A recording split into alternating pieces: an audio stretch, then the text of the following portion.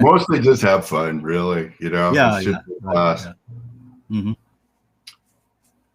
Well, good morning or good afternoon or good evening if you're joining us from Europe or the UK, and a very late evening for all of our friends who are joining us from India or from the Far East. Larry Wilson Live. Hi, everybody. I'm Larry Wilson, and with me today is Dr. Ajay Kothari, and he's one of the world's leading rocket scientists. I actually got a bit confused in terms of the railroad to the moon and Mars versus the colony. He's been the lead project manager on, I think, 30 different projects with NASA and the Air Force, but not actually the project lead for the colony on the moon. And so to whoever is the project lead for the colony on the moon, my apologies, and I certainly wasn't trying to steal any of your thunder as well. But even just the whole idea of the railroad to the moon and Mars, AJ, is just fascinating. But maybe if you could, one other thing, everybody, Mike Shaw, producer, is going to come back on sort of 15 minutes from the end of the show with questions from you, from the audience. So you'll see Mike probably about 45 minutes into the show. But back to you, AJ. And can you tell us, I mean, certainly I know you got your bachelor's in physics in India, the master's and the PhD at the University of Maryland. I can't remember exactly, 30 plus years you've been, I think, in the Washington, D.C. area there. Yeah. But if you can, maybe just tell us a bit about the whole project, the railroad. I know you've even got a couple slides, maybe, if we can get them to work. So take it away, I think, is really what I'd like to say. Yeah, I hope that we can get the slides to work, but let me. I think it's Mike. Mike Shaw will show some of those slides, but thank you. First of all, thank you, Larry, for inviting me, and thank you all the people watching and listening for coming to this thing. What I want to talk about is, of course, a virtual railroad to the moon and to Mars and many places in the solar system, and how that particular thing that is bound to happen, is going to happen, is going to have to be tied to what you guys are doing. What we are doing has to be tied to what you are doing, which is safety, which is and dealing with, like, as I said to you when we met, if you're going to put a colony on the moon, what are you going to do about the humans and the human factors? And we started talking about complacency and so on. But but before, for sure, AJ, before we get to that, tell us a bit more about the project. I think it's fascinating that you think our stuff is fascinating, but I think what you do is just a little bit more exciting, quite frankly. So, and I'm sure a lot of people listen to too. Everybody needs to contribute to this endeavor that we are going into and we are talking about. Now, are we able to bring the slides on? How do we do that? There we go. Okay, very good. Okay, so this is okay. First of all, far side.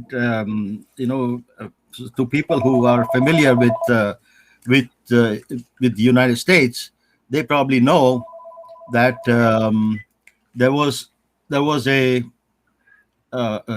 comic strip here called Far Side. Gary Larson. Gary Larson, right? Yeah. And so Larry and I started talking, and Larry said, "Okay, let's make this as the title, which is Going to the Dark Side of the Moon." And that, of course, is a better title than otherwise, So, but um, the problem is that there is no dark side on the moon. Moon rotates exactly at the same rate on its axis as it goes around the Earth, and hence one side of the moon is always facing us, and the other side is never facing us. So it's always far side. So far side of the moon is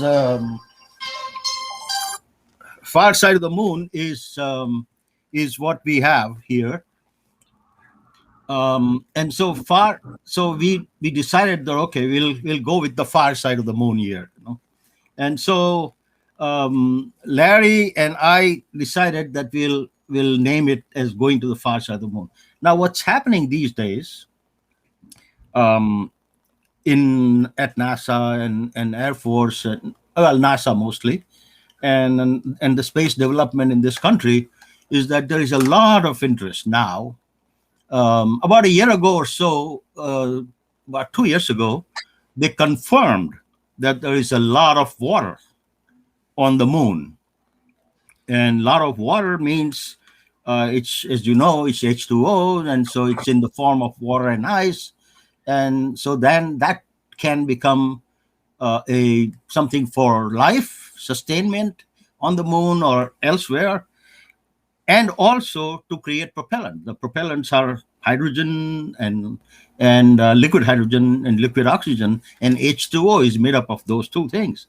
So we can create propellants, which is what we normally use for rockets. Now, this makes moon extremely attractive. Now, moon has much less gravity than Earth, and when we talk about going to the outer planets or other places or even low Earth orbit, we have to fight this gravity to get out and to have a certain velocity to be able to escape and go somewhere. For moon, it's much smaller. It's like 1/6 as of 1/5, 1/6 or that of Earth. So from moon, if we were to go somewhere, we would be able to go at much less expense of propellant, etc. And the propellant is there on the moon. So that makes it very attractive to all the countries, United States and China, Russia, India, all of those places. It becomes very, very interesting and exciting. But if you want to get those water, ice, and all that, you'll have to mine them. You will have to excavate them. What does that mean? That means you will need people. That means we'll need to do things there, a lot of things there, and we'll have to do things safely. And so that's where you come in. You all come in. And so this is why. Hey, Jay, the water is also really important because obviously we need it. We need to be able to drink water. It's also heavy. So if you have to get the water to the moon, that by itself almost becomes a showstopper in terms of the number of people and so on. But if you can get water there, what about the air part and the breathing part?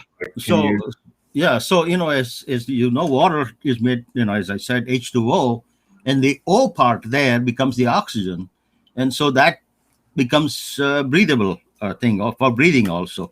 So all in all, to create water, to drinking water, and to create the oxygen, breathable oxygen, and to create propellant. For all of those things, this discovery, which was confirmed about 2 years ago or so by some scientists, is really a huge paradigm shifting deal. And I just realized that right now. At least that's almost exactly what I thought for myself. Going, when I heard that they said they found water on the moon, and I think I even heard something about that on Mars too, and I was like, well, sorry, I didn't get, I just didn't get the significance of it until you just said it, and I went, oh, for heaven's sakes, yeah, if you don't have water, it just makes, pardon the pun, life really difficult, right? Right. Yeah. Yeah, So yeah. carry on, AJ. So you Yeah. found the water, and the Yeah. water gives you propellant. It also gives you potentially the ability to get some oxygen back. Can you recycle the oxygen from what the people are breathing? Like, can you then kind of separate out the carbon dioxide and stuff and Yeah. turn it back into breathable air for the people? Is that also a doable thing up there? That's also a doable thing. Of course, it'll require things that we'll have to do, but you just touched upon something interesting, which is plants and flowers. I mean, not so much flowers, but plants and trees, which I love, and I'm sure you all love. That we'll probably have to have on greenhouses on the moon, at some point in time. I see. Right. Okay. Excellent. Yes. So it's just like for the next step. So here is what really has inspired me to do these things. Um, now, if you look at the history of the Earth, just the Earth, of last 1 billion years, there have been like four or five mass extinction events, like Permian, Cambrian, Jurassic, all those things, where 70 to 95% of the species that was existing on Earth was wiped out. Every time, every time new species were created and the life cycle continued, and as you know, human beings came into being maybe a couple of million years ago or something like that. What really is surprising to me, amazing to me, is that of these billions of species that were created here on Earth, not one of them ever thought about clothing themselves, wearing clothes. Not one species, except human beings. To me, this means that we have been given a certain, either been given or we have a certain responsibility to to the life forms on Earth. Then there is something else, which is called a Drake equation. And I don't want to, get too much into nerdy details about Drake equation. But a Drake equation sort of says how many planets or how many solar systems, or how many actually life-sustaining planets would be there in the entire universe, which is made up of billions of galaxies and, of course, millions of stars in our galaxy. So the Drake equation sort of says what percentage of all of these things, and you can Google Drake equation and you will find it. What percentage or how many millions of such planets can exist? So, and that number turns out to be millions and millions. Now, there is a very famous physicist called Enrico Fermi. In Chicago, he had his own lab and stuff, and they were all he and Taylor and other people were going for lunch somewhere, and they were discussing these things, and Fermi said, if so many millions of species can be there in the entire universe, how come no one has visited us? How come we don't see anybody? So that paradox is called Fermi's paradox.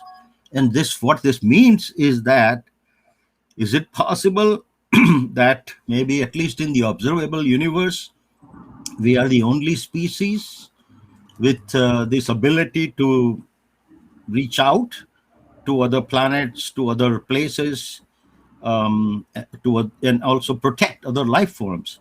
This gives us a huge, tremendous responsibility, as you can well imagine. Well, And I think a lot of us listening going, we're not exactly killing it. Well, we are killing it in terms of our responsibility right now, right, as opposed to what you're suggesting, which is, we should be more, if you will, regarding ourselves as the stewards of the life forms on the planet versus, if you will, the executioners ourselves. But that, right, that there is sort of a responsibility to to carry on, right? And to Yeah, exactly. That's what I'm leading to, which is that the carry on means we need to keep the evolution going now in third dimension, which is space. well, So we I'm need not to, sure. I think that's a bit of a paradigm shift for a lot of people too, AJ. yeah, Really, that right. there's like when you But I think say well, more you know important this than better than me, but when you say to yeah, we're going to the moon, there's probably I don't know what the percentage of people would be that would say, well, who cares? Why bother? Why go? Whatever. And I think what you yeah. just said kind of shed, well, for me anyhow, a little more insight into it. Yeah, so I think that this makes it makes it useful. But my real point now is that this means that all human beings, all life forms, I mean, all human beings, which involves artists, which involves scientists, which involves safety experts, which involves thinkers, philosophers, all of them need to contribute and continue to contribute towards this. So this is why this becomes important. This is why space becomes important, and this is why moon as the first step also becomes important. And so, with that background, let me go back to, and very fast I'm going to go through the slides. So, Mike, if you can show the slides again, and as you can see here, we have moon and earth on the right bottom corner. In the center, we have the upper stage of SpaceX Starship, and on the left we have Falcon Heavy. Let's go to the next slide, please.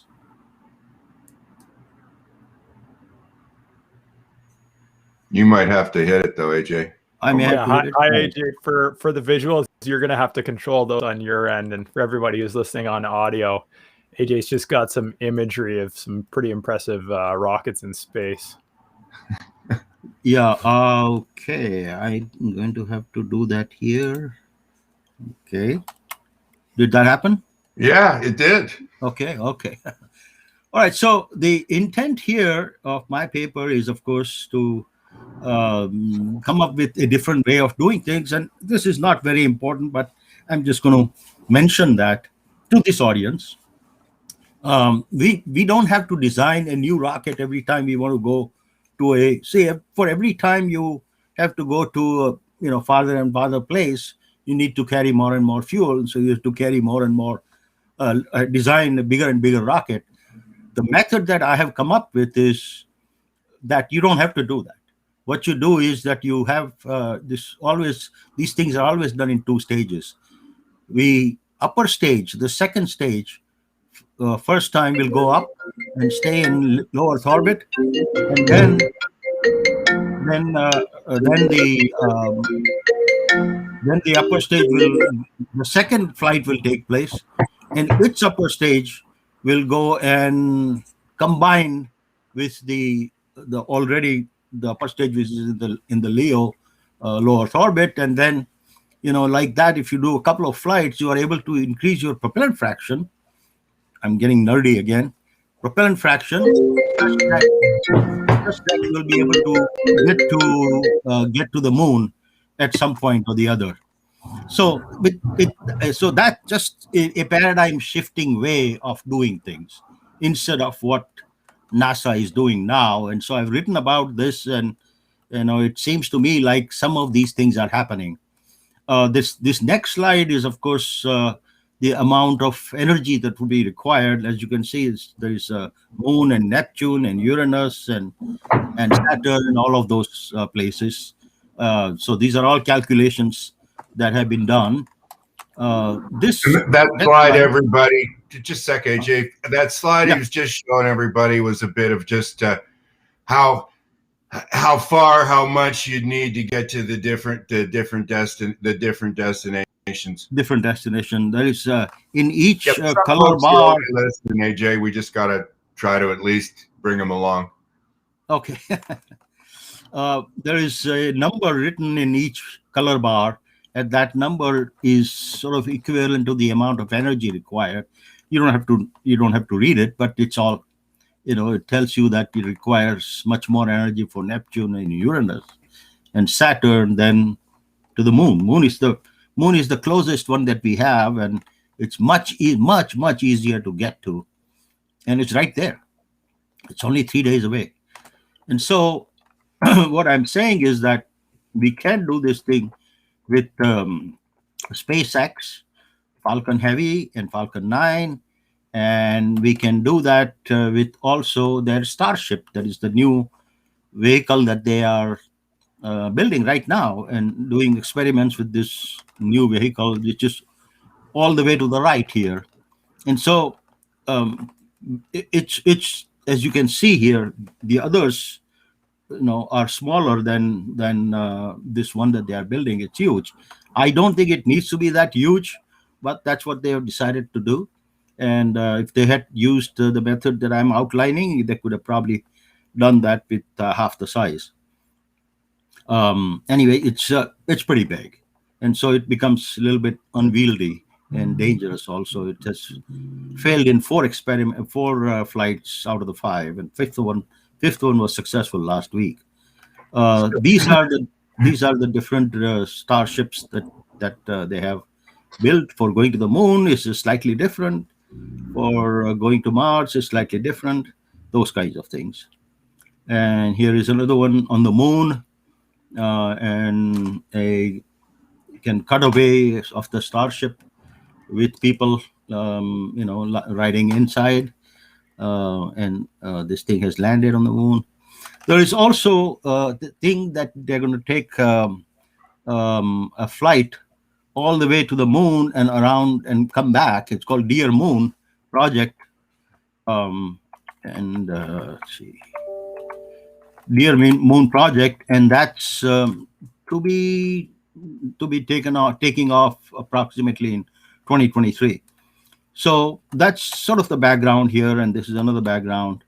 Also, there is something that Bezos, the head of Amazon, is doing with this sort of a method again, and these are his things. Finally, once we get to the moon, this is right in the beginning where we'll be having this kind of first habitat on the moon like this, which is being built here by 3D printing, and it'll be covering with the regolith on the moon will be covering it. As you can see, the sizes are approximately correct. Then later on, as we progress more and more, how do you tell us a bit about the 3D the 3D printing? Is it a fairly big 3D printer, or does it just make things that eventually get assembled together like glorified Lego bricks to put all of this together, Ajay? Well, I think that in the beginning, what you said, the later part would probably be the case, but it is possible to build a whole habitat using large 3D printers, which Wow. they have actually printed houses or apartments doing that already. But my point is that instead of doing that, you can also use the tanks that you will be taking to the moon surface for this thing, and then that can be, that will save a lot of money and a lot of energy and a lot of headache. Those tanks can be taken, and the tanks will become empty as you open them up, and people can live in them. So why not do that? So all in all, the method that I've outlined here of building a virtual railroad can lead to many different plus points, which is to be able to take a lot of people, a lot of payload, a lot of infrastructure. Right now, it looks to me like, from attending some of the other conferences, that there is going to be a huge requirement for taking a lot of infrastructure and then building such infrastructure to the moon surface, lunar surface. And so, I think this is why safety is going to be of also quite a bit of importance. Besides these scientific things that how much can you take with how much propellant, all those calculations are being done by people like me and others. Right. But But the AJ, safety what's the amount. time? AJ, what would like in terms Yeah. of, is this already on the moon like what we're seeing here? Or Oh when no, would no, something no, like no, no. this, No, when this is would not on. something like this be available? Be available? I mean, I Mhm. didn't mean to make it sound like it was a Holiday Inn opening up, but Yeah. when give us the time frame or the horizon for this. Well, I would think maybe about 2 years or something of that order is Wow. when things will start landing. The things are going to start landing on the moon in about a year and a half. There are many people, many small companies which have been given contracts to take what is called CLIPS program, which is commercial launch provider contract that has been given out by NASA to more than 10 companies, and they're all vying to take something small, something larger to the surface of the moon. So it's happening. It is going to happen, and of course, we hope for real support for this from the Biden administration. It looked like they are supporting it, and so I think that it's going to start happening about in a year and a half. How, When when you this, say start happening, does that mean like a flight a month? Does that mean a flight a quarter or once a week, or how yeah, I frequently? think probably for the probably maybe a year from now, I would say a flight a quarter. Okay. And then if some of the other stuff which is being thought about does take place, and what I'm outlining here can also be taken taken in, then maybe it can happen once a month, then maybe once every week. It can be cheap enough that it can even be once a week. Wow. And how many, like how many people, so, Mm. they're all Yeah. people, but scientists, tradesmen, Yes. obviously you're going to have people eventually looking after plants and things. Right. Yeah. Um, as that whole ecosystem gets developed, Yeah. how many people are we talking about that might be living on the moon, say, in 3 years? In 3 years, it may still be a small number, maybe 10 or 20, something like that, maybe. Um, but other countries are also trying to go there. China is trying to go there and do the same thing. This water is very valuable, so whoever lands near those areas will probably try to claim those areas and things. So we have to do that. But I expect and I think we should do that. We should have 1,000 people living on the moon, and all 1,000 of them are not going to live there permanently. They will live there for a few months. Maybe 100 of them will come back after a month or 2 months or something like that, and another 100 will go. So different people will get experience also. Different people will have to be trained here before that can happen, and they'll have to be trained in safety also at the same time, as you can well imagine. And so I'm talking about 1,000 people. Maybe someday or the other, if more things are developed there, and we are actually talking about developing many different things there. Developing transportation between one side. Right now, people are going to go to the South Pole, and then maybe later on North Pole and some other places. But transportation right there between different points on the moon will also be required, and that transportation is probably not going to be um, like a road or a train or something like that. It'll probably be rocket hopping from one place to the other. And all of that will require infrastructure. All of them will require excavation machines. Will be required. There will also be communication using 5G Right. and other places, and all that. And so it is really going to be this can be a very interesting part of humanity's life, and I think it can happen. We Is can. there We AJ? can. Is that because of the lesser gravitation? Yes. Is it likely that, if you will, the rocket ships that would go to Mars or that would go to Saturn eventually, Uh-huh. would they be taking off from Earth most likely, or would it be easier to actually have those ones take off from the moon? From the moon, yes, they'll be taking off from the moon, or they will take off from here, go to the moon, refuel there, and then take off from there. Yeah, So that's more what I meant. That yeah, like they'd leave from here, but they kind of get all as fueled up and as stocked up as possible on the moon, on the moon, so right? that they had less weight to lift off from there. Again, I'm way out of my league here. I'm just sort of guessing it. No, no, no. That's a very good question, Larry. You're not way out of your league at all.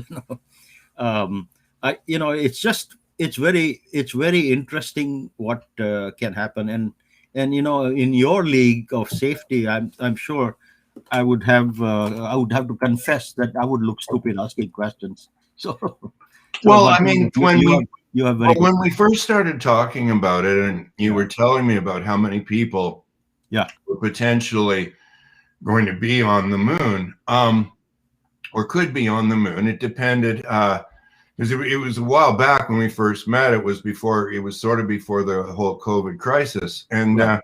Yeah. so things have moved along significantly sort of since then. But I was asking you, well, once you've got humans on the moon, and Yeah. once they kind of get used to this new environment, Hmm. what are you going to do about complacency? Because my experience with aerospace and with speaking at aviation conferences Hmm. was that their go-to strategy was redundancy and multiple layers of redundancy. Typically in aviation, that they kind of like three.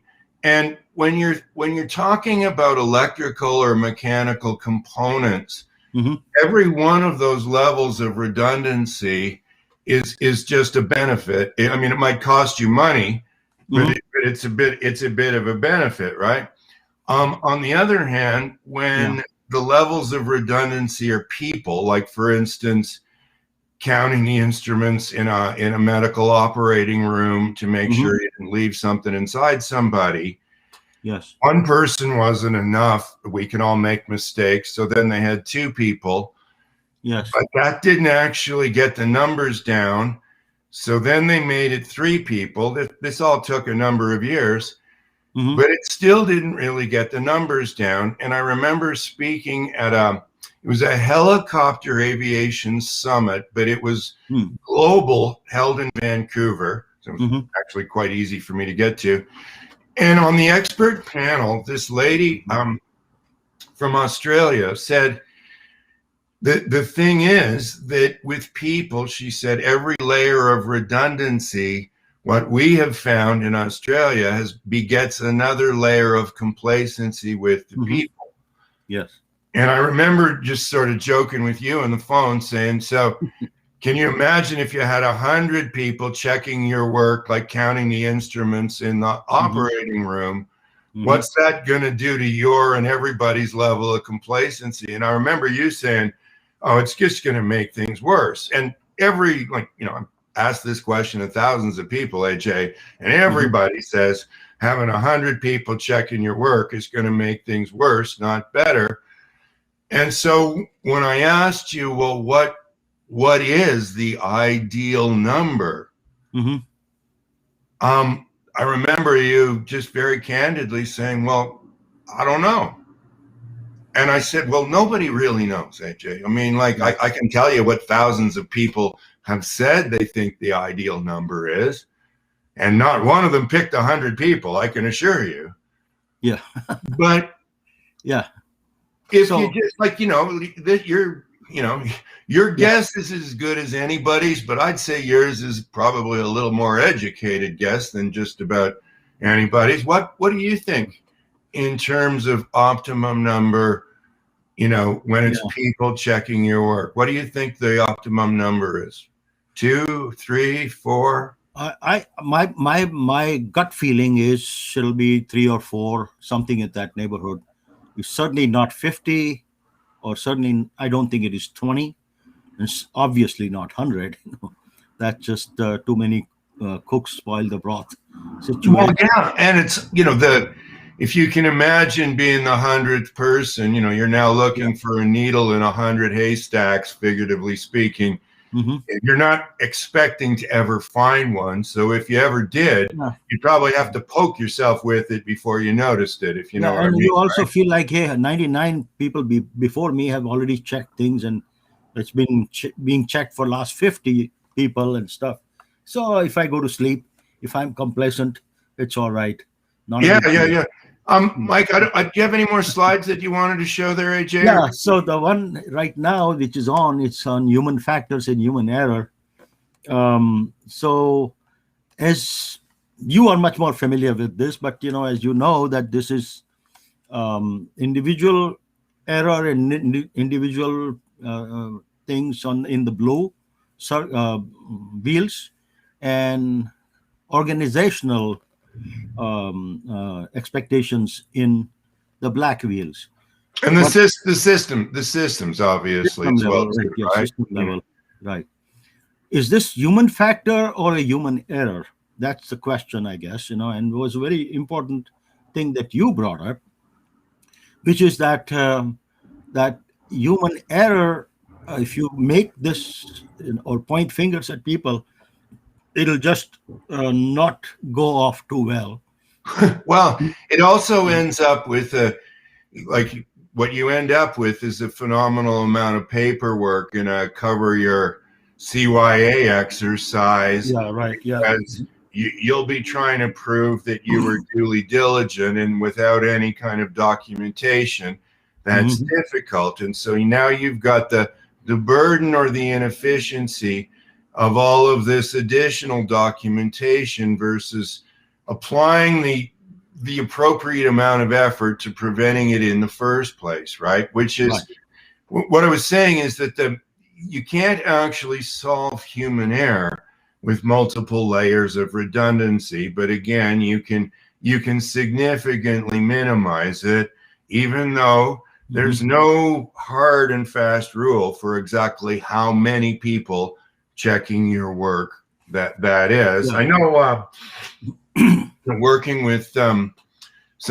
folks that make rocket fuel and stuff like that, they were saying that the level, I think six layers of redundancy, but again, little things like I was mentioning to you on the phone, like the taper, it's a 1% taper, but if it's going the wrong way, it means you can't get the rocket fuel out of the mold, right? So the idea that the people will make mistakes and that you can catch a lot of them with redundancy is great. Obviously, if you can make it impossible to make the mistake in the first place, the way they sort of change the size of the jacks in the operating room so that the anesthesiologist couldn't put the wrong one in the wrong thing because it wouldn't fit. I mean, like the diesel and the gasoline at the pump, those kind of things are obviously really helpful. And then you've got back end fail safe or redundancy things. Like I think I said to you, the analogy would be it'd be better if you didn't fall in the water in the first place. So we put a guardrail at the side of the river. And if you do fall in the river, it's probably a good idea for you to have a life jacket on. Oh, yeah. But if you could swim, you'd still be alive too, right? So, and even though, it'd be better if you didn't fall in the water, it'd be better if you had a life jacket on, if you found yourself in the water, even though you shouldn't be there. Now is not the time for judgment. Now you're just really happy your parents taught you how to swim, right? So Yeah. I've tried as best I could to keep our stuff, preventing the human error out of any of those political arenas, and just saying, hey, look, we're not saying the hazard should be there in the first place per se. Yeah. However, what we are saying is that when you're in an environment like the moon or Mars, you don't get a choice about the environment being potentially hazardous. I remember you saying to me, one leak could be huge, right? Well, and yet you've been there for 6 months.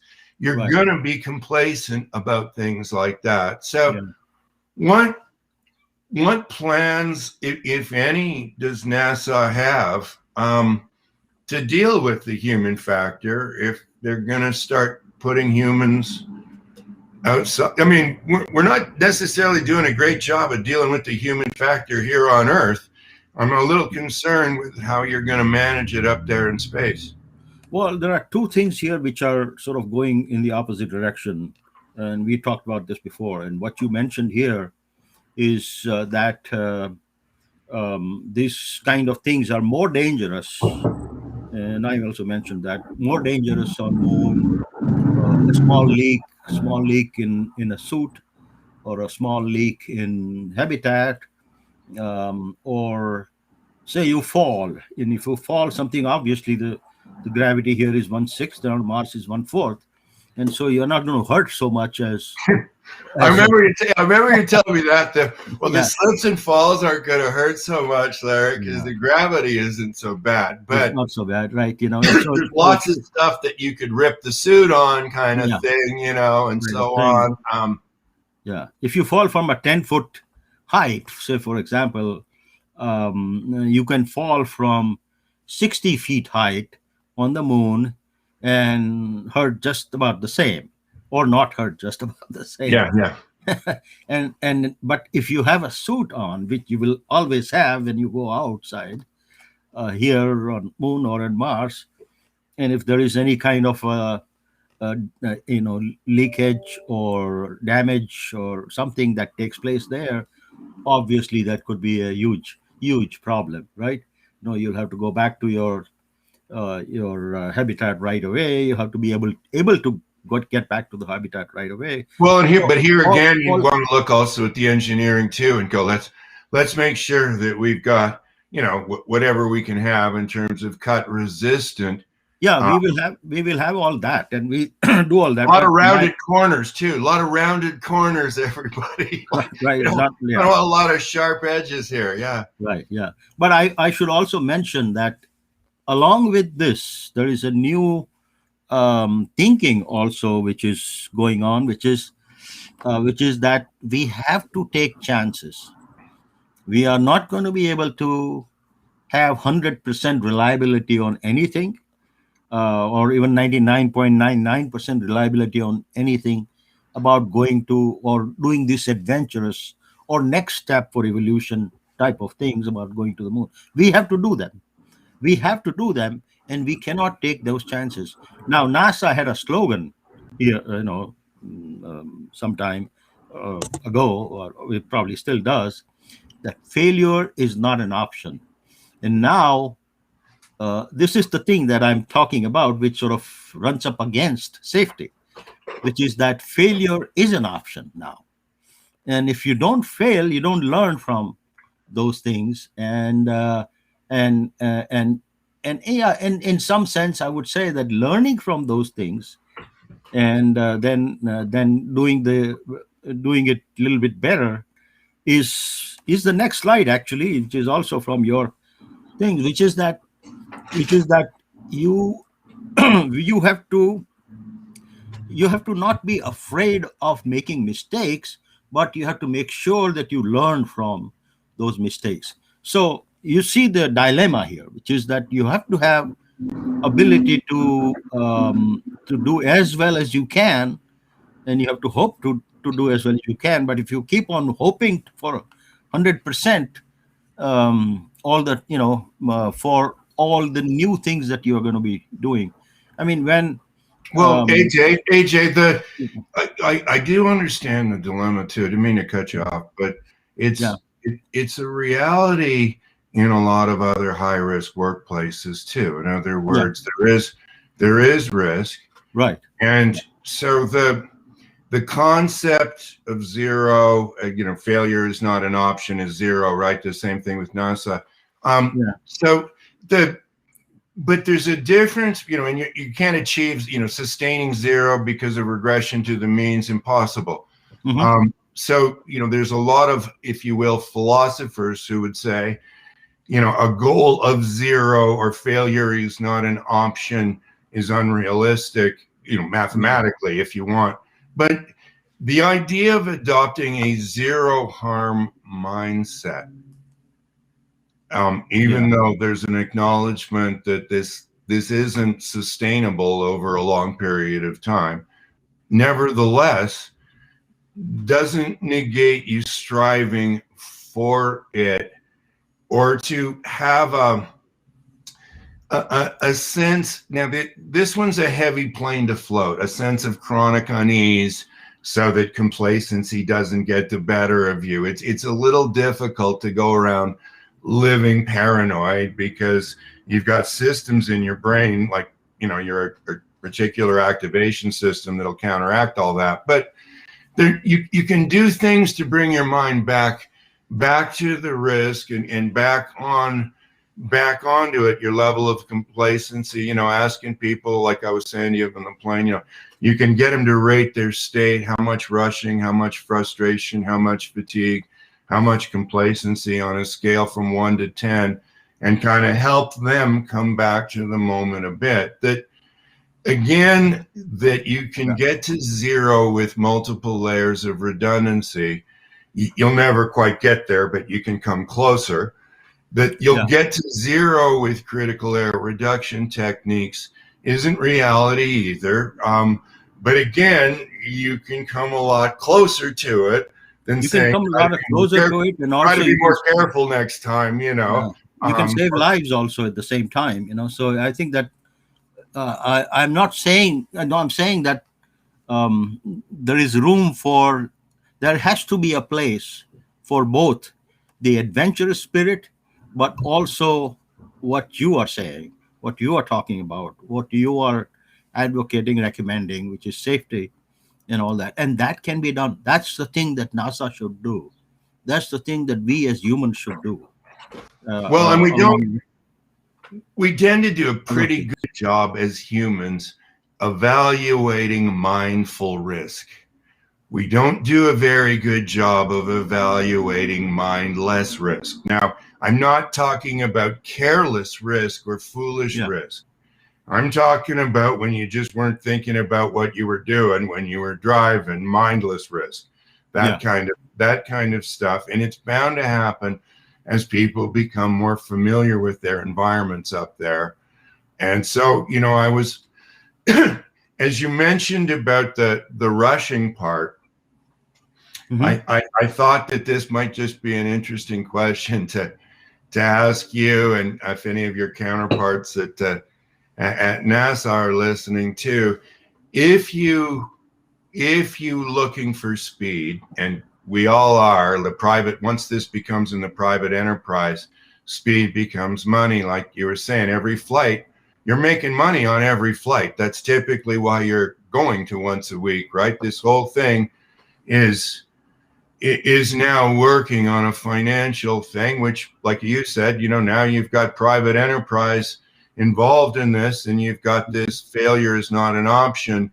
Those two things typically don't go well together. But if I was just to ask you, AJ, when you say to most people, why do people rush? The most common answer I get is poor planning. Yeah. So let me just ask you, have you ever in your life planned to rush? Have you ever said, Larry, how about you and I just stay here? Let's have another cup of coffee. And that way, when we get to the airport, we can just plead with everybody to let us cut in front of them in line. And then we can plead with the security guys to not hassle us too much because we're really late. And then we can run down the hall in our business clothes, dragging our roller bags, so we can sit in our seats, soaked in our own sweat, Right. going, yes, Yeah. this is just the way we planned it. Yeah. But if you forget your laptop halfway to the airport, that's probably exactly what will be happening, right? So yeah. one of the other things about the critical error reduction techniques is that you start learning that one of the main reasons that people rush is simply to make up for the time that the mistake cost them. Yeah. And if you go out to the car and you realize you forgot your phone, just watch how fast you go in to get it.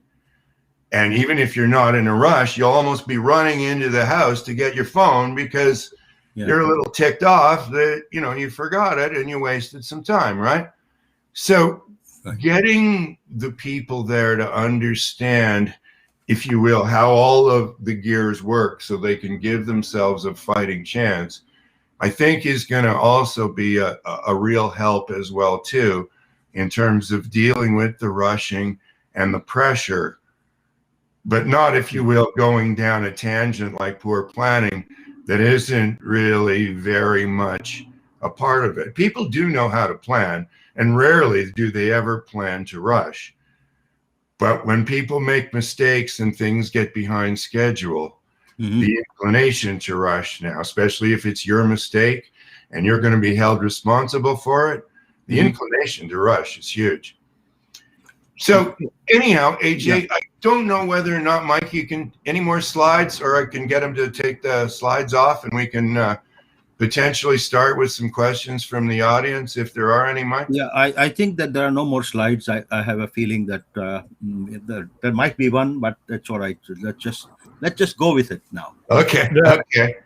The conversation's been fascinating. Everybody in the chat is kind of campaigning that we shouldn't just take human factors to the far side of the moon. We should take Larry Wilson to the far side of the moon so he can start an intergalactic safe start legacy. But no, I thought they just try to get rid of me, are they? I mean, I'd like to. I need to maybe see some of the names of that chat line. Yeah. Yeah. No, I think we should take you there, and actually there is going to be.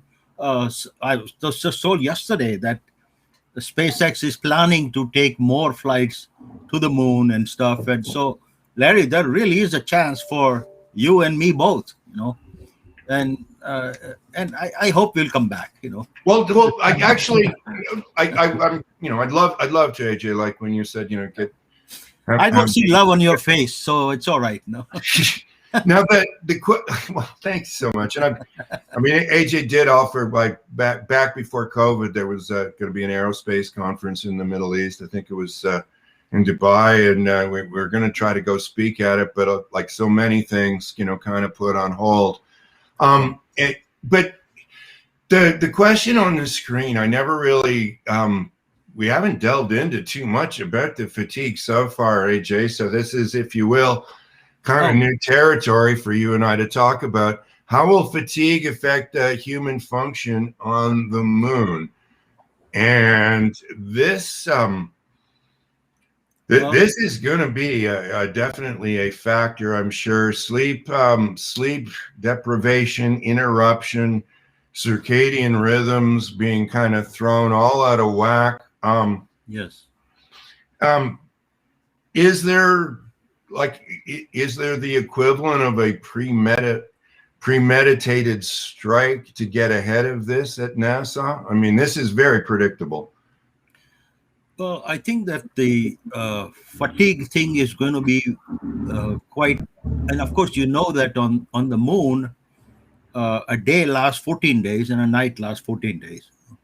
And so obviously people are going to be on their own rhythm sleeping at night, Earth night, and or whatever, sometime, and then so fatigue is of course going to be an issue and a problem, and it'll have to be dealt with in terms of training, in terms of scheduling, and all that. And I think that you have mentioned that in one of your books about this kind of training, this kind of training that the workers themselves can do themselves, but also the organization can train them. So this Well, what this I is said before. it's What a I said it's before. another example of where the system can really help, right? In terms Yeah. of the way you're working the shifts. But there's also, we all get tired here and there during the day, not necessarily every day. So Yeah. learning how to deal with it on a personal basis, if you will, learning how to recognize it before it's a problem is it's a little harder because we all do get tired every day. So you kind of get, it sounds a bit funky, but you can get complacent about the fatigue because it happens every day. Whereas being furious in terms of frustration hopefully isn't something that's daily for you. And so, it's easier to recognize that or self-trigger on that one because it isn't as common. But I will give you two examples. One is that when people on Apollo went to the moon, it takes 3 days to get there. All during those 3 days, they were sleeping, but they were also working. So by the time they got back, and then a few days on the moon or just going around the moon, they were exhausted. They are going to be exhausted, and the people on these ISS, the space stations, they are also working, or more or less nonstop, but they sleep, and so they do find their rhythms. We will find our rhythm on the moon when we have all these things, habitats and other places available, and when they have been built reasonably okay, and then they'll get, we'll get better and better and better and better.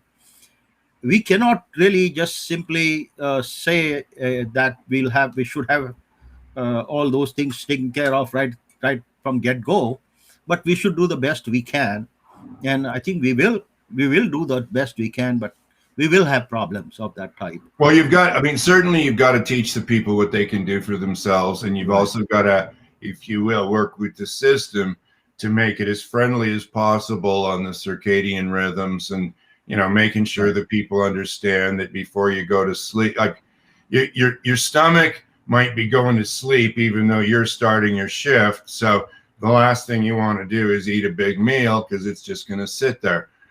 So there's some basic stuff, but there's also, if you will, some higher level stuff where you start noticing that you're making, your error rate is going up and you're making more little mistakes, and being able to catch that before it's a big one. The question on the screen right now, the psychosocial factors be addressed either on the moon or in space. Well, the comic answer would be, I think we're all getting a lot of great prep with COVID, right? We've all learned, how to function without a whole bunch of other elements of society in our life, like it or not. What we are doing now. What we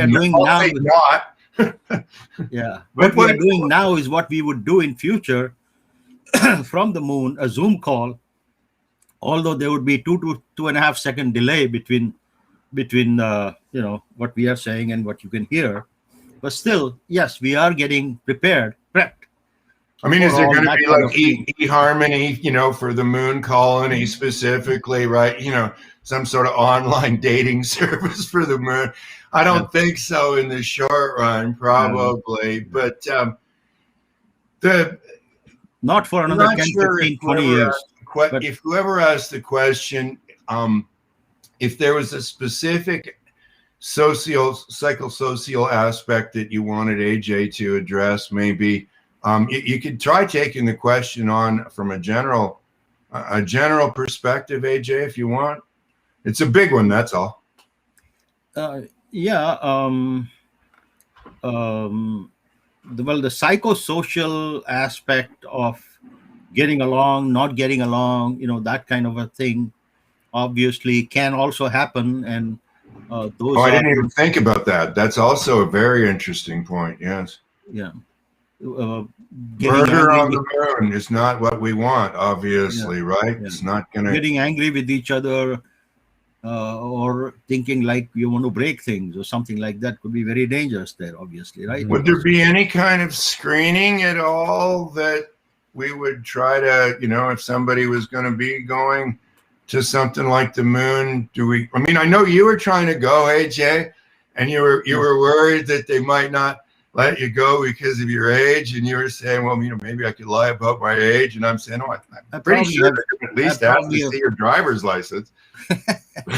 Yeah, I think we talked about that, but that was after the fact. But that was already you had made a mistake there about that. Anyway, as far as all those training and all that is concerned, people who will go and work there, the workers, they'll go from here to live there for 2-3 months, would also have to have couple of months worth of training here on Earth before they'll go there. And I'm sure that all of these aspects, psychosocial aspects and all that, will be discussed ahead of time with them too. But it's very interesting that all these things will be required, and that's the name of the game. When we went to the West, when Lewis and Clark expeditions took place, and then people went to the West and all that, there was no training of this type that they took, but they went there and they still succeeded and all that. But now that we have learned so much as humanity, and we know so much more, and we have so many more possible avenues and theories available to us, we should take advantage of that. And that is why I think that training and safety and no slip ups, and that slide that I was showing about doing that.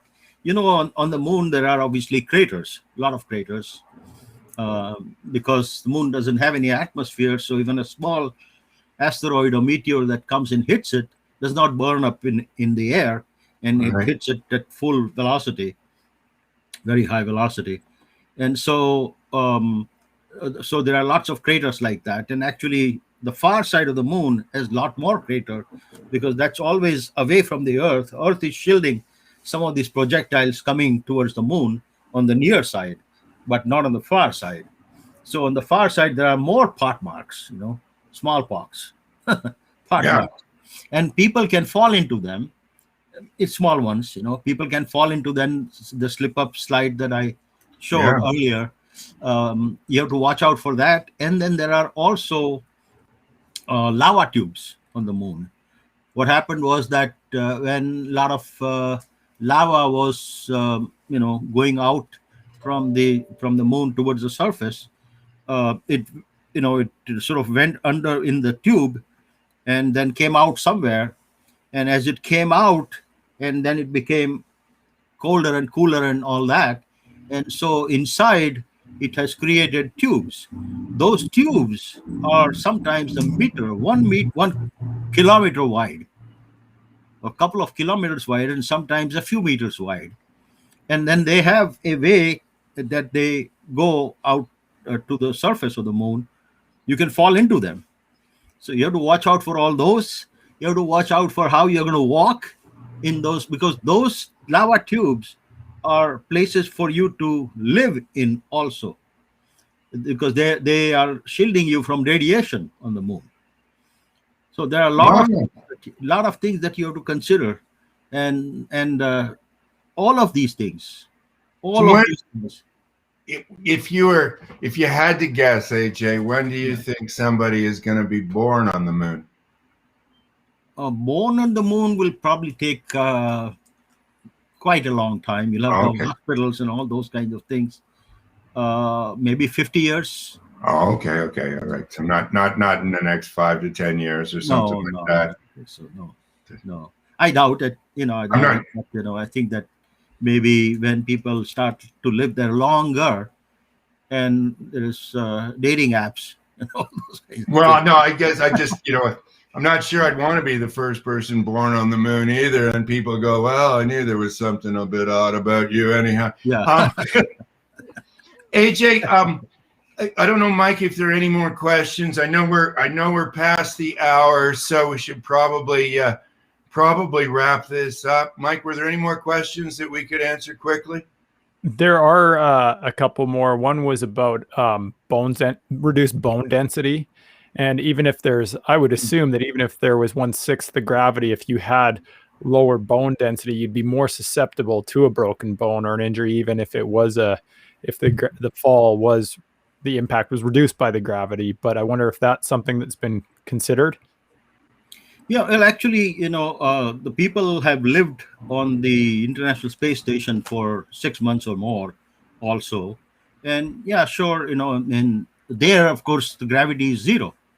On the moon, there is at least some gravity, and Right. so, and I'm not suggesting that people should go and live there for a year at a time, only a couple of months at a time, and then come back. And it's just so much cheaper now with the SpaceX and all those things that they are doing, that we can do that. I mean, imagine, flights taking off every few weeks or something to go to the moon, 50 people going to the moon, another 50 coming back. I mean, it's just so wild and interesting thing. And then, people are living there for 2 months at a time. It really, it's not going to have much of an impact on their bone density. Right. Of course, they'll also be, doing work there and exercising, some sense and all that. Yeah, it's not like they're going there for 30 years or something like that. Probably not even for a year. Right. Maybe later on for And a then- year, but The last question was sort of around the target zero concept. And I think we sort of answered it, that it's not about zero failures. There will be failures. It's part of the progress process for humankind. But when we're talking about failure and reducing it or trying to get it to zero, I think you mentioned it, but some of it was just process engineering. But then when you mix in behavior and emotions, I think that's what the crux of this conversation is all about. But is it something that we should aim for zero, or do you think it's just something we should be prepared for? I don't think we should aim for zero. I think we should aim for smaller number, as small as we can, but not necessarily zero. But that doesn't mean that we should not have training. We should not be cognizant. We should not be aware of all these things, and we should not train people to be aware of all these things. I think you've got a zero mindset, but a realistic expectation, especially with all those scientists. They're all going to know about regression to the mean. They're going to know it's an impossible goal to sustain. Right. But they're also, I think, we can all appreciate that saying our goal is only 2 fatalities this year. We want a 40% reduction. And even if you hit the goal, I don't know about you, I don't feel like celebrating, right? We only had 2 fatalities. So it's the idea that you can develop a zero harm mindset, even though you can't achieve zero on a sustainable basis, is actually achievable. And there's a lot of benefits for it. So, that was one of the shows we did, the expert panels all around the world was, on zero harm, yes or no. But the idea that you can have that mindset, I think, is certainly beneficial. I don't know if there's any more questions, Mike, but we've really got to wrap this up. So thank you very much, everybody, for the questions and for tuning in. Let me just say one thing. The zero for Earth, the things that we do on Earth, of course, is something that we aim for, and we should try to get to. For these new moon things, the difficulties are more, and so zero is something we should aim for, but expect less than that, more than that, obviously. But we should, with time, we should try to aim for zero there too. So it's it's a game that we have to play with pluses and minuses, but we should not let something just stop us from doing things that we need to do as humanity. At the same time, we should also take care of all the uh, systems, all the people, and all the missions that we plan to do, because that's also optimizing. So, in other words, we need to optimize, and whichever way we can optimize Yeah. the effect and the benefit and the time, the best is what we should do, which includes some Yeah. expectations of less than zero, or not less than zero, but greater than zero, but at the same time, still trying to get to zero with time, a year from now, 2 years from now, 3 years from now, 10 years from now. Exactly. Exactly. Yeah. I was going to say that I think it's really, space is really important for humanity, but it's also really important that they recognize the human, which is the human component, just how it all kind of started. Everybody was, he sat down beside me on the plane. He looked at my shirt and he made the mistake of saying, "So what's Safe Start all about?" And we were landing in Mumbai, and he was just learning about the fourth critical error reduction technique. And then I found out he was a rocket scientist. I'm like, oh my God, I can't believe you thought what I was talking about was interesting. So we've kept in touch. Glad to have met you. Anyhow, AJ, thank you so much for being on the show. I hope you can come back maybe in the fall, and we can talk about where it's at now, how things have progressed, and also maybe everybody, we can give you an update on where AJ and I are in terms of human factors with NASA and with this mission. 2 weeks. There is a branch at NASA that deals with human factors, safety, and all that kind of a thing. And I think I sent you some information on that, so you may want to take a look at that. Oh yeah, well for sure I do. Yeah. Yeah. I didn't. Once I missed seeing that, AJ. But anyhow, thank you again so much for being on the show, and it's always just such a pleasure talking with you. And we could go on for a lot longer, everybody. But like I said, we're past the hour. 2 weeks from today, the next show, Larry Wilson Live, is with Dr. Wada Ganem, and we're going to be talking about ESG, environment, social governance, what you need to know and what you might not know. Okay, so hopefully you can join us same time, 1 p.m. Eastern, 7 o'clock in the UK, sorry, in Europe, I think, for Larry Wilson Live with Dr. Wada Ganem. ESG, what you need to know and what you might not know. And AJ, once again, thank you so much on behalf of both me and all of the folks. Thank you very much for being on the show, and hopefully you can come back and see us again in a few months. Bye, everybody, and thanks again for tuning in. And Larry, is this you were saying something about rebroadcast tomorrow or something? Earlier? Oh yes, in India, I think it's going to be being rebroadcast again tomorrow in India with Industrial Safety Review, the magazine, and we'll post something on LinkedIn, everybody, so that you can get the time. Although, if you were watching this one, you might just be forwarding that to some of your colleagues or associates. But we'll definitely try to get that out to you as well. Thanks, AJ, for that catch, by the way. Thank you. Yeah. See, so sometimes one layer of redundancy is a big help. Yeah. Right? 2 people is okay. 3 is okay. 3 is okay. I think once you get to 100, it's a little much for sure. Yeah. Okay. Thanks very much again, everybody. We'll talk to you soon. Okay. In 2 weeks. Bye-bye. Thank you. Bye-bye.